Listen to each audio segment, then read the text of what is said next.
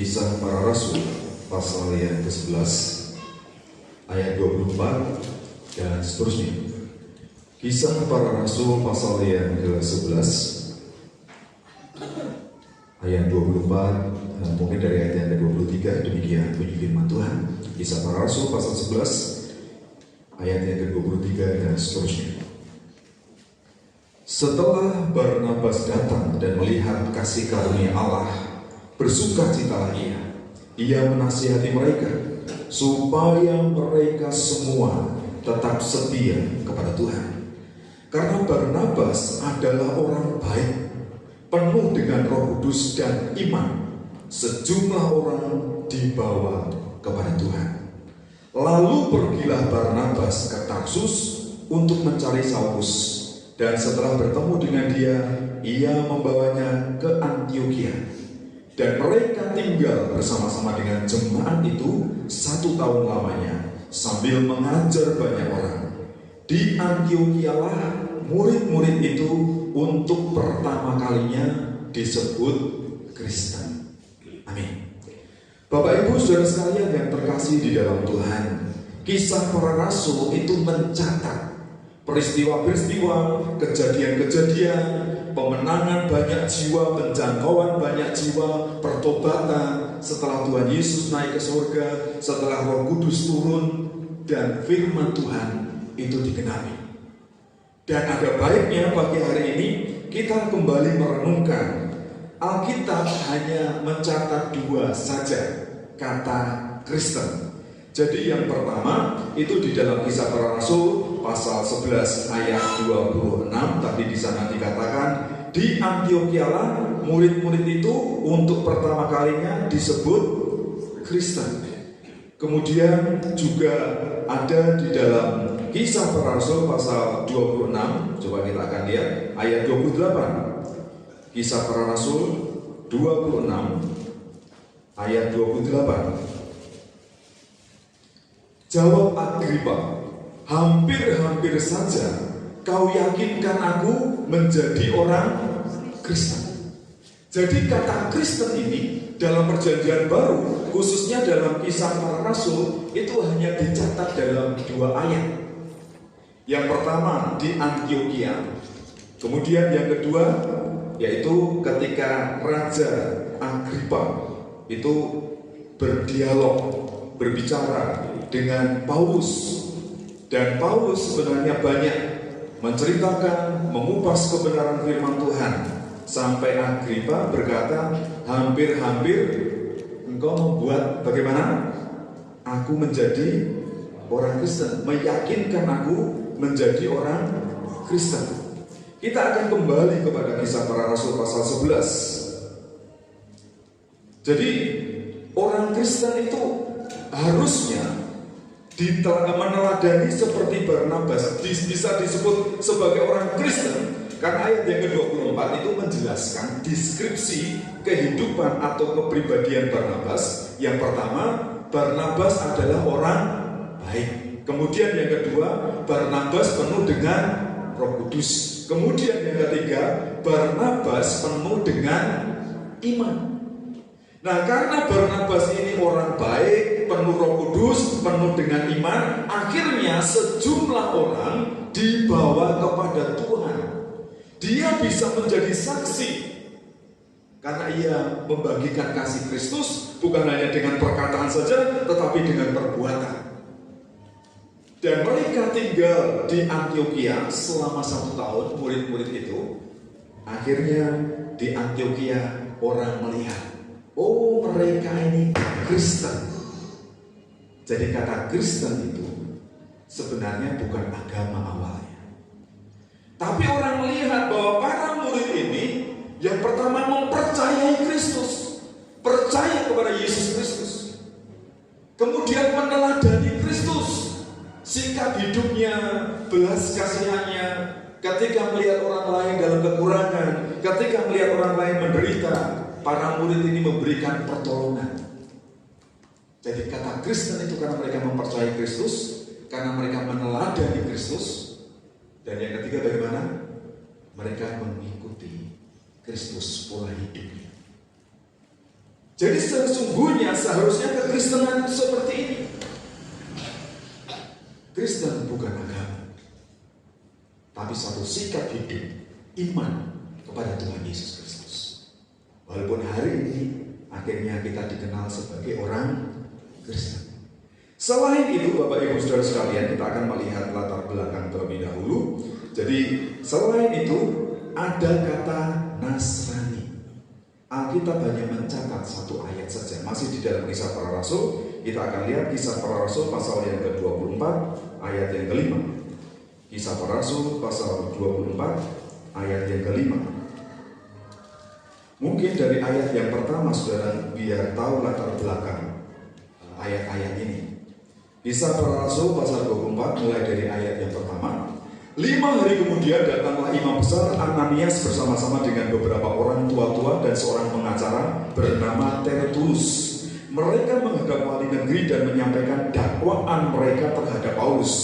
Paulus dipanggil menghadap dan Tertulus mulai mendakwa dia, katanya, Felix yang mulia, oleh usahamu kami terus-menerus menikmati kesejahteraan dan oleh kebijaksanaanmu banyak sekali perbaikan yang telah terlaksana untuk bangsa kami. Semuanya itu senantiasa dan di mana-mana kami sambut dengan sangat berterima kasih. Akan tetapi supaya jangan terlalu banyak menghabiskan waktumu, aku minta supaya engkau mendengarkan kami sebentar dengan kemurahan hatimu yang terkenal itu. Telah nyata, perhatikan baik-baik ayat yang ke-5. Telah nyata kepada kami bahwa orang ini adalah penyakit sampar, seorang yang menimbulkan kekacauan di antara semua orang Yahudi di seluruh dunia yang beradab, dan bahwa ia adalah seorang tokoh dari sekte orang Nasrani. Jadi kata Nasrani itu pada waktu itu bukan satu kelompok yang baik. Nasrani itu dipandang satu sekte. Saudara tahu sekte itu berarti satu aliran kepercayaan, satu aliran agama. Dan kalau bicara tentang sekte, itu konotasinya selalu negatif. Itu dianggap bidah, itu dianggap sesat. Jadi orang Nasrani pada waktu itu dianggap seperti apa tadi Bapak Ibu Saudara sekalian? Seperti penyakit sampar, sangat rendah, mengacau balaukan tatanan yang ada. Padahal Nasrani itu sebenarnya mereka mengatakan begitu karena orang-orang Nasrani itu adalah orang-orang yang mengikuti Yesus Kristus dari Nazaret. Jadi sejarahnya seperti itu. Nasrani itu dari kata Nazaret. Siapa Nazaret itu? Satu tempat di mana Yesus lahir, di mana Yesus pernah tinggal. Makanya orang Nasrani itu berarti orang-orang yang percaya kepada Yesus Kristus, meneladani Kristus, dan mengikuti pola hidup Kristus. Itulah kata Kristen dan itulah kata Nasrani. Dan kita akan merenungkan Bapak Ibu Saudara sekalian yang terkasih dalam Tuhan. Ternyata orang Kristen itu ketika saya merenungkan ada 3 kelompok. Karena Kristen itu organisme dan juga organisasi. Jadi gereja itu organisme, makhluk hidup yang bertumbuh, berkembang, itu organisme. Dan organisasi itu berarti ada aturan, ada tata tertib yang harus kita ikuti supaya semuanya tertib. Dan saya merenungkan orang Kristen itu ternyata ada 3 golongan, ada 3 kelompok. Yang pertama orang Kristen itu orang Kristen anak-anak. Saudara mengerti orang Kristen anak-anak? Orang Kristen anak-anak itu senangnya hanya sukacita, senang-senang tok. Tidak mau diatur, suka bermain sendiri. Kalau dikekang mau tidak anak-anak? Tidak mau. Dia mau berekspresi sebebas-bebasnya. Dia tidak ngerti ini benar atau tidak benar, ini bahaya atau tidak bahaya. Nah, Kristen anak-anak ini perlu diawasi, perlu dikontrol, perlu dididik, perlu dibimbing. Saudara kalau punya anak kecil khususnya yang wanita, anak-anak wanita, anak-anak perempuan, waktu masih kecil biasanya suka apa Bapak Ibu Saudara sekalian? Dolanan pasaran, dodol-dodolan. Nek dolanan pasaran, motong-motong daun biasanya pakai apa? Pisau. Nah kadang anak kecil itu ketika dibilangi oleh orang tuanya, ojo dolanan pisau, supaya tidak kebeler, supaya tidak keplatok. Tapi anak kecil belum tahu kalau itu baik atau tidak. Apalagi sekarang kalau menggunakan cutter itu sangat tajam. Jadi Kristen anak kecil itu ya semau-maunya sendiri.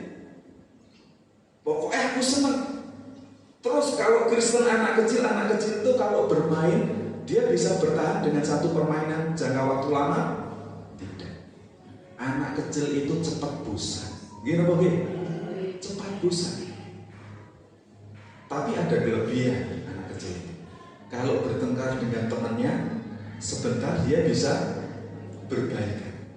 Jadi bocah cilik dolanan, gegeran, gelutan, padu, bocah cilik ini karo anake tanggane. Bocahnya wis rukun, wis dolanan meneh, wong tuanya pun rukun apa tadi? Itu masalahnya. Ya, bocahnya wis rukun, wis dolanan meneh, bar gegeran, bar tangis-tangisan, bar kerakus-kerakusan, bar dolanan meneh. Ning wong tuane sing belani bocah kurang ajar dan sebagainya, neng-nengan. Seminggu, 2 minggu, sesasi. Ya. Nah, itu Kristen anak-anak. Kemudian yang kedua yang seharusnya itu Kristen dewasa. Kristen dewasa itu yang bisa memaksimalkan panca inderanya. Dalam tubuh kita ini kan ada panca indera. Coba mari kita sebutkan. Yang pertama penglihatan, indera penglihatan. Kemudian indera pendengaran. Kemudian indera penciuman. Kemudian indera perasa. Terus yang lain kira-kira indera apa? Indra jin, tak tahu mangan bangku sekolahan. Bangku sekolahan kok dipangan tuh Pak. Jadi panca indera orang yang sudah dewasa itu pasti akan maksimal. Dia bisa melihat ini baik tidak baik, ini rapi tidak rapi, termasuk ketika saudara berpakaian. Zaman dulu kan ada tren, kadang trennya itu kan aneh-aneh tuh. Zaman waktu saya masih muda itu banyak tren wanita-wanita di depan bajunya bagus, buri, gegeri, bolong. Itu kan mengganggu yang ibadah di belakang. Tapi itu tren. Dan tren itu makanya saudara nggak perlu ikut lifestyle gaya hidup tren yang nggak tepat. Anak Tuhan itu punya ciri khas khusus. Amin. Saudara bisa melihat ini baik, ini tidak baik. Ini berkenan di hadapan Tuhan, ini tidak berkenan di hadapan Tuhan. Penglihatan. Kemudian pendengar. Di dalam Yakobus Tuhan mengatakan kenapa Tuhan menciptakan 2 telinga 1 mulut. Oh, kenapa? Wong 2 telinga aja tidak dengar-dengaran. Apalagi kalau telinganya hanya 1, mulutnya 2, waduh. Mulut 1 aja cerai karuan. Tuhan itu menciptakan tubuh kita, anggota tubuh kita itu sangat sempurna, sangat luar biasa. Yakobus mengatakan, oleh karena itu hendaklah dengan 2 telinga, saya terjemahkan dalam bahasa saya, kamu hendaklah cepat mendengar, tetapi lambat untuk berkata-kata, lambat untuk ngomel.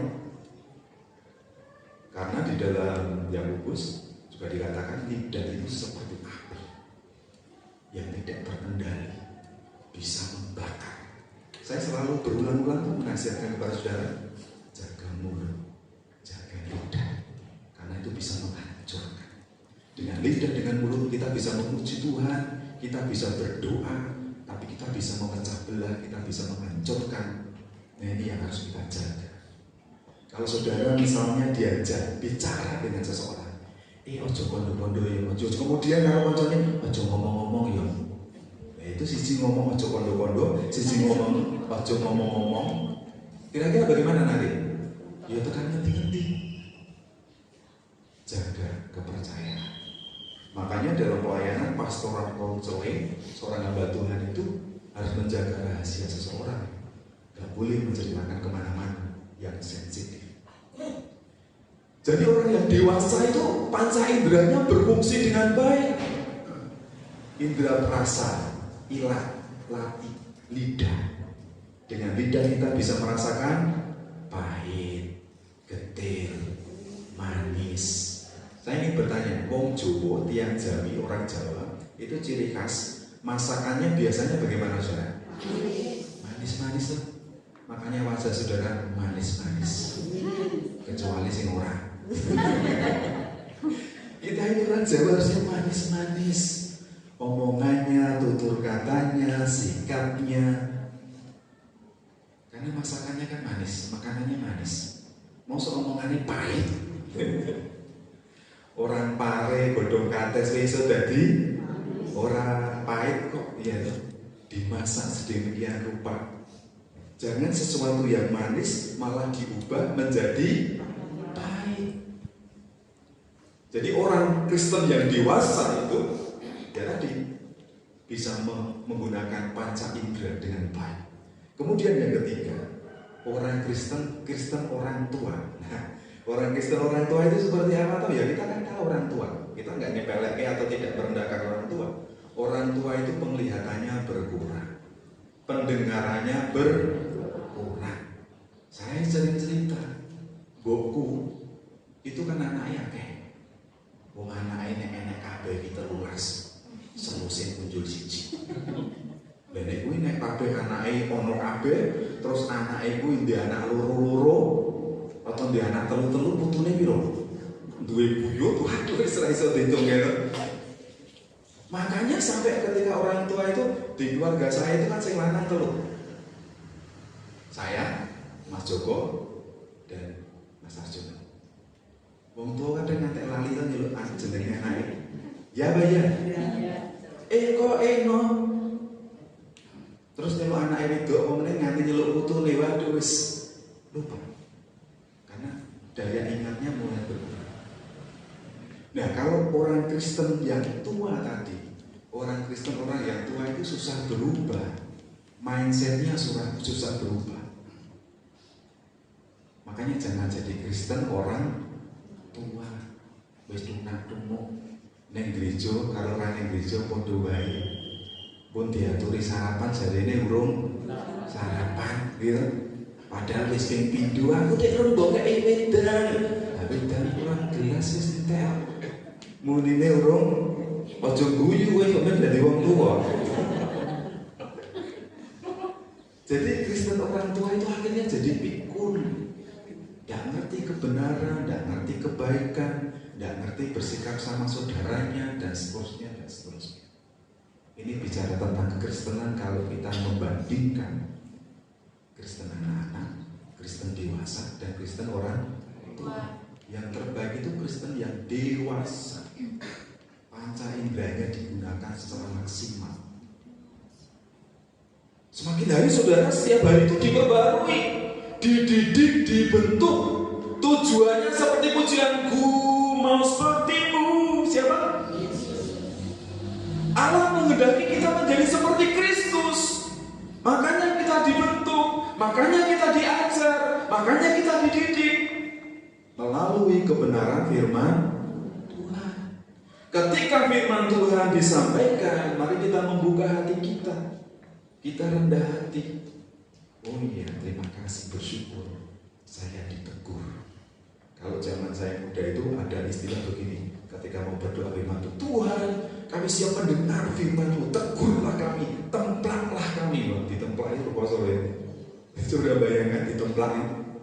Tapi kita harus siap seperti itu. Seperti tanah liat, berulang kali kita juga belajar. Tanah liat itu cukup kok salah di dia. Ya, diplok-plok, gaweane salah, diremuk meneh, ditenyet-tenyet.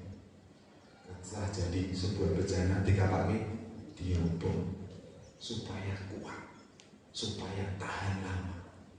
Itu kekristenan. Makanya selain itu kita pernah belajar juga di dalam Roma pasal 8 ayat 14. Semua orang yang dipimpin oleh Roh Allah adalah anak. Belum tentu orang Kristen itu anak Allah. Tetapi kalau orang yang dipimpin oleh Roh Allah pasti anak Allah dan pasti dia Kristen. Karena Kristen itu bukan agama berdasarkan KTP, tapi Kristen itu karena sikap hidup mempercayai Kristus, mengikuti Kristus, meneladani Kristus. Itulah Kristen. Mari kita tunduk kepala.